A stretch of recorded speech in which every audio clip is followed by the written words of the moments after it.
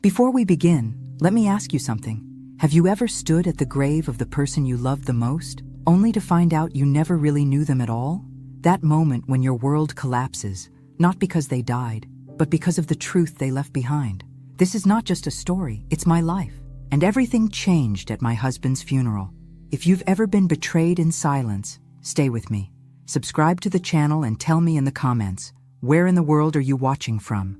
The day of William's funeral was gray, in a way that didn't feel like weather. It felt personal.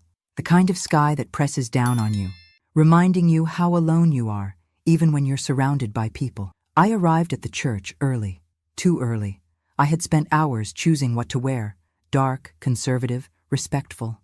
The widow, that was who I was now. For 27 years, I was William's wife. Not a glamorous life, no country clubs or penthouses. Just quiet evenings, holidays with just the two of us, a few vacations every now and then. We didn't have children. I couldn't. And William never pressed me for it.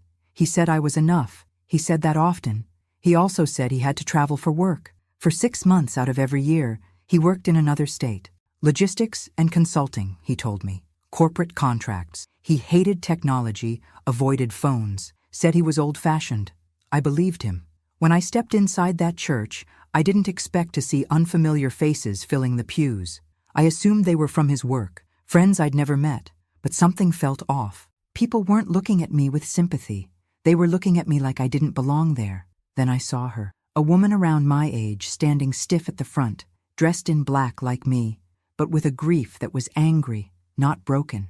Beside her, 2 adults, a man in his 30s, a woman not much younger. They looked at me as if I were poison, and I didn't understand why. Not until the service ended. I was walking toward the exit when I heard the voice, sharp, male, loud enough to turn heads.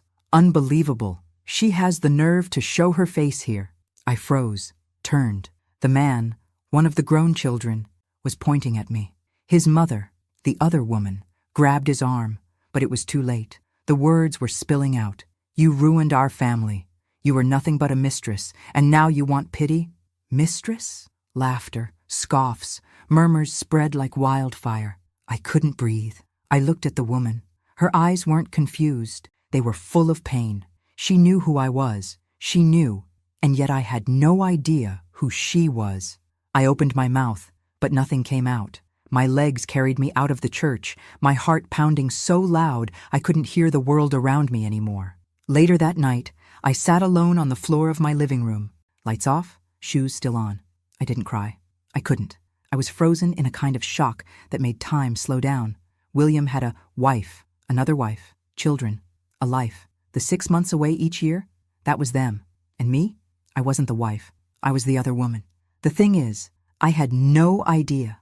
And somehow, that made it even worse. Because now, I wasn't just grieving a husband. I was grieving a life I never really had. And everyone thought I had known all along. The silence in my house was no longer peaceful. It was accusing. I wandered from room to room like a stranger in my own life, touching things that once held comfort. The smell of William's cologne still lingered faintly on the collar of the jacket hanging by the door. I should have gotten rid of it. I couldn't. Everywhere I turned, his ghost mocked me, not in anger, but in secrets. 27 years, a life I thought we built together. Holidays, birthdays, wedding anniversaries. All of it now felt like a stage play, because while I was writing love notes and planning meals for his return, he was holding someone else's hand in another state, celebrating another child's birthday, kissing another woman goodnight. And yet, I loved him. That's what made the betrayal feel like it carved through bone. I sat on the couch, clutching our wedding photo. I studied it for answers I knew I wouldn't find. Had there been signs? The late-night calls he took outside? The suitcase he never let me pack? Was it really possible that I had chosen not to see? My phone buzzed. It was a message from a mutual friend, or rather someone I thought was a friend. All it said was, "Saw what happened at the funeral. I can't believe you'd do that to his real family. Don't contact me again." Real family. Those words sliced through me sharper than anything at the funeral. It didn't stop there. That night, I discovered a string of posts circulating online. Photos from the service, my face blurred but recognizable. The mistress who showed up in black, one caption read. She lived off his money while he was dying. Another said she was just waiting for him to die so she could cash in. I felt sick. My email inbox overflowed with hate. Messages calling me a liar, a thief, a snake. Some from people I hadn't spoken to in years, others from strangers. No one asked me what I knew. No one cared. I didn't sleep that night. I just sat at the kitchen table staring at the floor, sipping tea I couldn't taste. By morning, I was numb.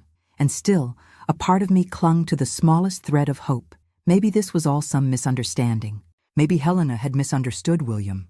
Maybe those weren't his children. Maybe. But when I finally looked at our financial records, the truth hardened. There were flights. Every 6 months, exactly on schedule.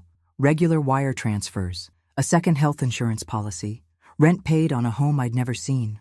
Every lie was now backed by a paper trail. I felt like a fool. A woman over 50, mocked online, left with no one to defend her, no children of her own, no siblings, no family left to turn to, just me, and the ghost of a man who had loved me quietly while building a louder life elsewhere. I started locking the doors more often, jumping at knocks. At the grocery store, I felt eyes on me. Whether they were actually watching or not, I didn't know. But paranoia had planted roots. I walked with my head down, like a criminal. Sometimes I wondered if this was punishment. Was I so desperate to believe in love that I let it blind me? Was the comfort of our routine so soothing that I chose ignorance over suspicion? Or was I truly just a victim of a man's double life? I didn't have the answers. Not yet. But I knew one thing. The Margaret who smiled through pain, who stayed quiet to be polite, who trusted too easily, that woman had been buried right alongside William. The woman left behind? She was about to find out what it really meant to live in the aftermath of someone else's lies. The day of the will reading felt like walking into a courtroom where everyone already believed I was guilty. I almost didn't go. I paced around my house for an hour, keys in hand, coat draped over the back of a chair. I kept thinking, what's the point? Whatever William left, it wouldn't matter. Nothing could undo what he'd done. But part of me needed to hear it. I needed to know if he at least acknowledged me in some way. I needed a reason, a fragment of closure. The lawyer's office was downtown, in a cold brick building that smelled like dust and legal tape. I arrived last. The room was already full. Helena sat with her arms crossed tightly over her chest, flanked by her 2 adult children. Their children. I hadn't even learned their names yet. To me, they were still the son who yelled at me and the daughter who wouldn't look me in the eye. They didn't acknowledge me when I walked in. I sat alone in the back corner, clutching my purse like it was a shield. The lawyer, an older man in a tan suit with weary eyes, cleared his throat and began. He spoke plainly, without drama. William's estate was significant. Multiple properties, investment accounts, retirement funds, stock portfolios. I knew some of this, not the scope, but I knew we'd lived comfortably. William was always frugal, always talking about saving for later. I just didn't know that later came with a landmine. He began listing assets. A house in New Jersey, left to Helena, a small trust for the daughter, another for the son. I thought, okay, that makes sense. They were his kids. But I braced myself, waiting for my name to appear next, and then it did, for everything else. Margaret Turner is named the sole beneficiary of the remaining estate, the lawyer read, including but not limited to the following: the marital home in Connecticut, all retirement accounts, investment portfolios, and personal savings, effective immediately. The room went silent. I didn't even breathe. Then I heard it, the sound of a chair scraping against tile, and a gasp that broke into a choked, "What?" It was Helena's son. He stood, face flushed red with fury, pointing at me like I'd just robbed them at gunpoint. She knew. She had to have known. You don't give someone everything unless they're in on it. The lawyer raised his hand to calm the room, but it didn't matter. Chaos had already been unleashed. "You think we're just going to let you walk out with everything?" The daughter spat at me. "He was our father. You were just his distraction." I wanted to scream. I didn't ask for any of this, but I couldn't even find my voice. My cheeks burned. My throat felt like it had swallowed sandpaper. I opened my mouth, tried to say something, anything, but Helena's eyes locked with mine before I could speak. She wasn't yelling. She wasn't crying. She just looked hollow, and that hurt more than anything, because in that moment, I saw my own face reflected in hers. We were both betrayed, but somehow I was still the one painted as the thief. I stood, legs shaking beneath me. The room pulsed with tension. "I didn't know," I whispered. "I never knew." No one answered. No one believed me. And so, I walked out of that office, out of the wreckage of William's 2 lives, out into a world where now I wasn't just a widow. I was the woman who stole everything, the stranger, the villain in someone else's story. And yet, I had never felt more alone in mine. I didn't open the front door for 2 days after the reading of the will. The outside world had turned into something hostile. I knew I wasn't imagining it. The glances at the grocery store, the way neighbors avoided eye contact, the 2 women whispering by the post office as I walked past. My name wasn't just being spoken. It was being smeared. The local paper ran a piece. "Secret wife inherits fortune after businessman's death." It didn't mention my name directly, but everyone in town knew who it was about. The timing, the details, the implication. It was enough. Inside my own house, I couldn't find peace either. Every corner reminded me of William, his slippers by the back door, his toothbrush still in the bathroom. I should have thrown it out. I didn't. I couldn't. Instead, I sat in the kitchen staring at a folder filled with bank statements, legal documents, and property titles, all now under my name. Millions. That word didn't even feel real. When we were together, William never lived extravagantly. He liked simple things. He'd clip coupons and complain about wasteful spending. We had no luxury cars, no designer furniture. But apparently, while he was preaching frugality, he was building an empire. And now all of it was mine. But I didn't feel rich. I felt contaminated. The money didn't comfort me. It haunted me. Every dollar was a reminder that I didn't truly know the man I shared a bed with. Every asset felt like it came from a lie. I hired a lawyer, not because I wanted to fight anyone, but because I had to make sure it was real. That William hadn't manipulated the documents while impaired. That I hadn't somehow unknowingly committed fraud just by existing. The lawyer confirmed it all. William had made the changes a year before his death, while fully coherent. The paperwork was airtight. The decision had been his. But why? Why would he leave me everything, knowing it would tear his other family apart? Knowing I'd become the target of their rage? I couldn't ask him now. But the silence he left behind screamed louder with each passing day. What made it worse was the pressure building outside the legalities. Helena's son emailed me directly, furious, unhinged. He called me a fraud, a parasite. He accused me of manipulating a dying man. He threatened to go public with everything, sue me for inheritance theft, even hinted that I'd driven William to the grave with stress. Helena's daughter wasn't much better. She posted on social media about me constantly, sometimes vague, sometimes explicit. She called me that woman who hid in plain sight and preyed on a broken marriage. Her followers believed every word. People I'd never met sent me private messages telling me to give the money back, that I didn't deserve it, that I should be ashamed. The worst part? A small part of me did feel ashamed. I hadn't done anything wrong, but I had benefited from someone else's lies. One night, unable to sleep, I sat on the back porch watching the wind stir the trees, and I said it out loud for the first time. I don't want this. The house, the cars, the money, the lawsuits, the silence. I didn't want any of it. I wanted my life back. The simple one. The one where I still believed in my husband, where my world made sense. But that life was dead, and in its place, I was left holding the ashes of a man who loved me and betrayed me, who chose to protect me financially, but not emotionally, who lived 2 lives so cleanly that even in death, he managed to destroy both. And now, I was alone with the fallout, alone and hated. And no amount of money in the world could make that feel less heavy. I didn't plan to reach out to Helena. Not at first. Part of me hoped she would contact me, to scream, to ask why, to accuse me to my face instead of through lawyers and online posts. But she didn't. So after another week of silence, and of waking up with my stomach in knots, I made the decision. It wasn't courage, it was desperation. I found a neutral spot, a small cafe halfway between our towns where no one knew either of us. I sent her a message, polite, careful. I told her I didn't want a confrontation. I just wanted to talk, for both our sakes. To my surprise, she replied within an hour. "Tomorrow at 10. Don't be late. I barely slept that night. When I arrived, she was already seated.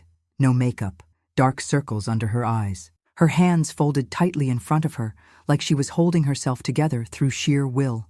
I hesitated for a moment before sitting. She didn't smile, didn't nod, just stared at me with a tired intensity that made it hard to breathe. I opened my mouth, but she spoke first. Did you love him? The question hit me like a slap. I didn't expect that to be her first words. I thought she'd ask how long I knew, why I didn't walk away. But no, just that. Did I love him? Yes, I said softly. I did. She nodded once, almost imperceptibly. Her jaw clenched. Her eyes filled for a moment, then blinked clear again. He told me you were a girlfriend, she said. One of many before we married. I asked once if you two ever reconnected. He laughed, told me not to worry. She sipped her coffee, her hands shaking slightly. He lied to both of us. For over 2 decades, 25 years of scheduling birthdays around business trips, 25 years of watching my kids wait by the window every June, knowing he wouldn't be back until Christmas. I couldn't speak.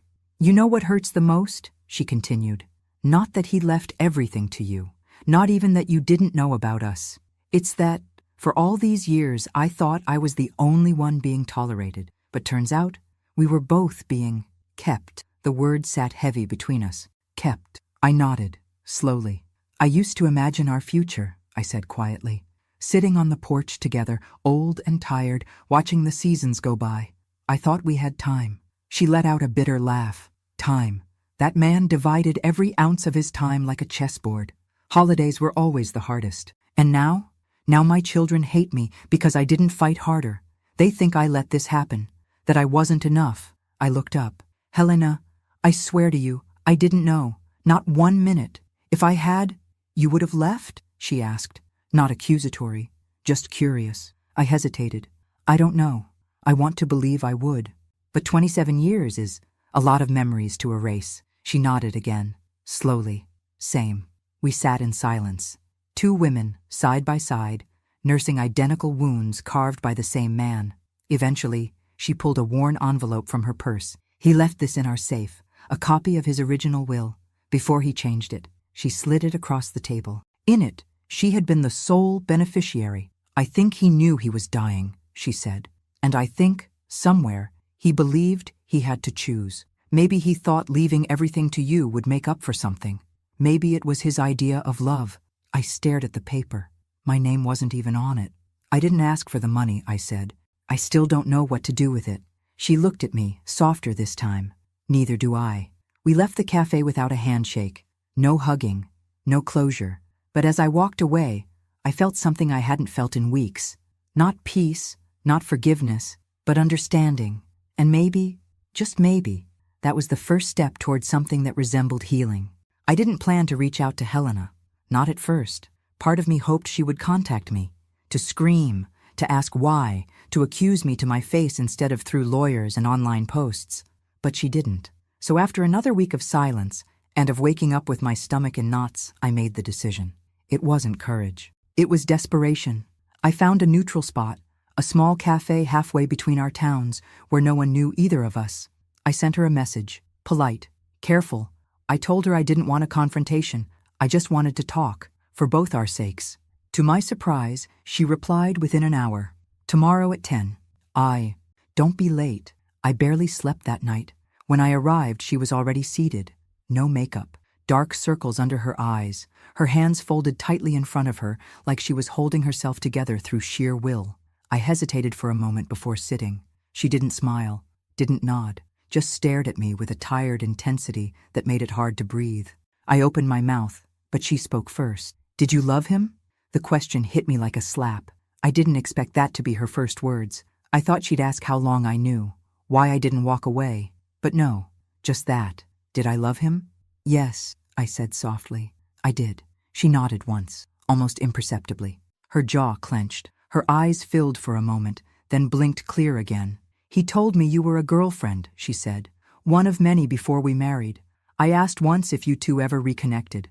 He laughed, told me not to worry. She sipped her coffee, her hands shaking slightly. He lied to both of us. For over 2 decades, 25 years of scheduling birthdays around business trips. 25 years of watching my kids wait by the window every June, knowing he wouldn't be back until Christmas. I couldn't speak. You know what hurts the most? She continued. Not that he left everything to you. Not even that you didn't know about us. It's that, for all these years, I thought I was the only one being tolerated. But turns out, we were both being kept. The word sat heavy between us. Kept. I nodded, slowly. I used to imagine our future, I said quietly. Sitting on the porch together, old and tired, watching the seasons go by. I thought we had time. She let out a bitter laugh. Time. That man divided every ounce of his time like a chessboard. Holidays were always the hardest. And now? Now my children hate me because I didn't fight harder. They think I let this happen, that I wasn't enough. I looked up. Helena, I swear to you, I didn't know. Not 1 minute. If I had, you would have left? She asked. Not accusatory, just curious. I hesitated. I don't know. I want to believe I would, but 27 years is a lot of memories to erase. She nodded again, slowly. Same. We sat in silence. 2 women, side by side, nursing identical wounds carved by the same man. Eventually, she pulled a worn envelope from her purse. He left this in our safe, a copy of his original will. Before he changed it, she slid it across the table. In it, she had been the sole beneficiary. I think he knew he was dying, she said. And I think somewhere, he believed he had to choose. Maybe he thought leaving everything to you would make up for something. Maybe it was his idea of love. I stared at the paper. My name wasn't even on it. I didn't ask for the money, I said. I still don't know what to do with it. She looked at me, softer this time. Neither do I. We left the cafe without a handshake. No hugging, no closure. But as I walked away, I felt something I hadn't felt in weeks. Not peace, not forgiveness, but understanding. And maybe, just maybe, that was the first step towards something that resembled healing.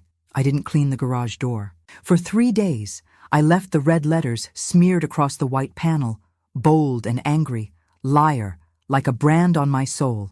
Neighbors drove past more slowly than usual. One of them offered to help paint over it. I declined, because part of me felt like I deserved it, and another part wanted the world to see it. To see what grief twisted into rage looked like. To see how a lie told by one man could unravel lives and leave a stranger holding the blame.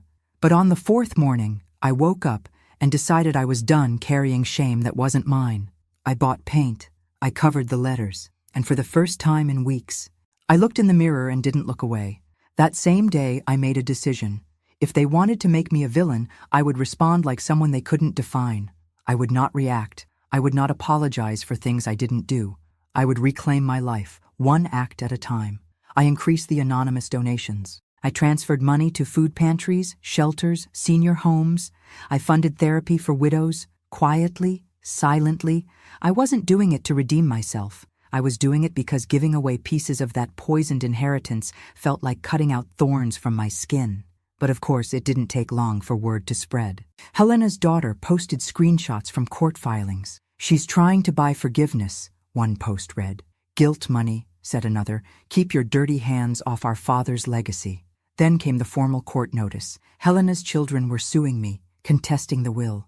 The grounds? Emotional manipulation, coercion of a vulnerable man, lack of mental capacity. I read the paperwork sitting alone in the same kitchen where William used to bring me tea. They were saying I manipulated him while he was dying, that I pressured him to change his will in my favor, that I isolated him from them on purpose. None of it was true. But truth didn't matter anymore. Perception did. I gave the papers to my lawyer, who assured me the case was flimsy. William's mental health had been intact at the time of the changes. There were doctor's records, witness signatures. Everything had been notarized. Still, I couldn't sleep, couldn't eat. I stopped opening the curtains, until one morning I found an envelope taped to my door. No stamp, no return address. Inside was a photo. Me, outside the post office, captioned in thick marker, "How's the blood money, Maggie?" I dropped it on the floor and walked straight to the sink, vomiting until I shook. I wasn't scared for my life. I was scared of becoming what they said I was. I called my lawyer again. "I want to settle," I said. "You don't need to," he replied. "I know, but I want to." That same afternoon, I called Helena for the second time. She didn't sound surprised. "I've seen what they're doing. she said. I didn't know about the photo. I don't want to fight anymore, I said. I'll divide the estate, not because I owe them, but because I want to be free. There was silence.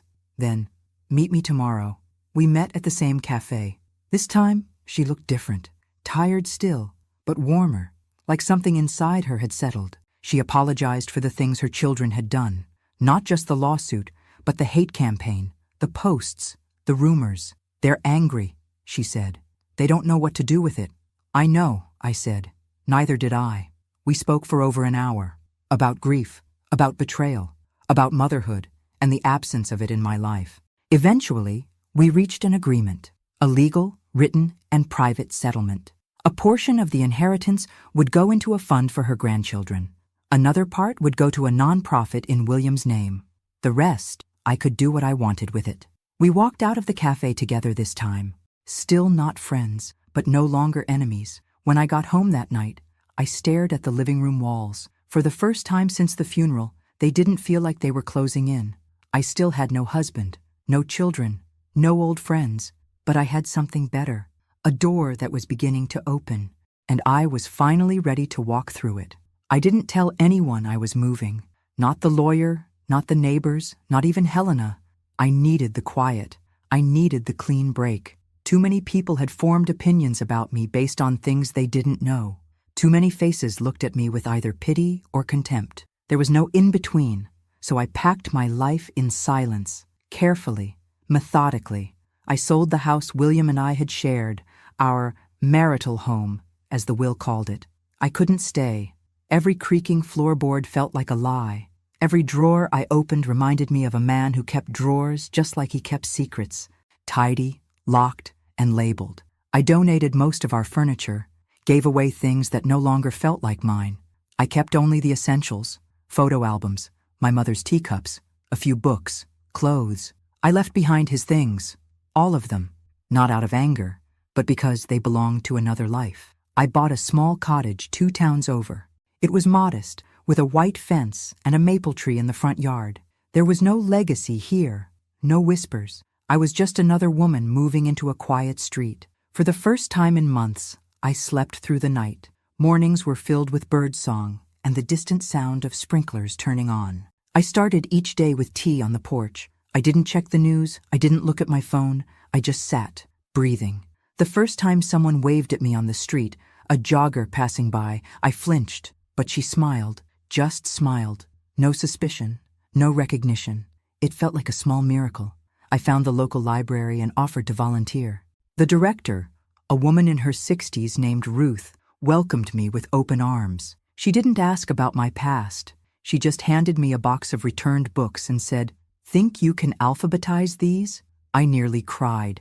I started helping in the children's reading room on Saturdays. The laughter, the movement, the life. It reminded me that there were still parts of the world untouched by betrayal.